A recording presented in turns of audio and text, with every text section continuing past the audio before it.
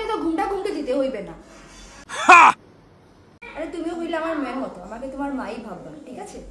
Wow. শুনো, তুমি তোমার বাবার বাড়িতে যেভাবে থাকতা এখানেও সেভাবে থাকবা, ঠিক আছে? ওয়াও।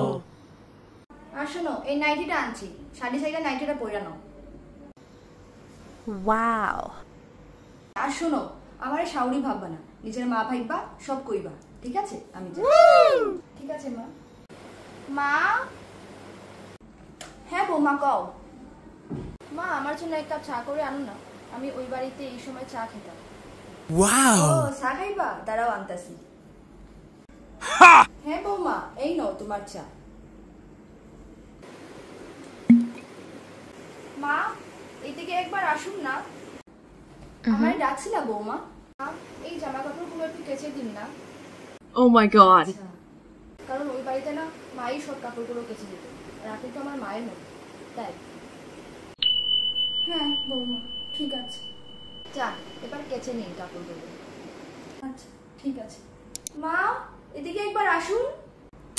হ্যাঁ বৌমা, ডাকছিলা? বৌমা, তুমি এসব কি বইটা আসো? কেন মা, ওই বাড়ি তো আমি এরকমই ড্রেস করতাম, আমার মা তো কিছু বলতো না।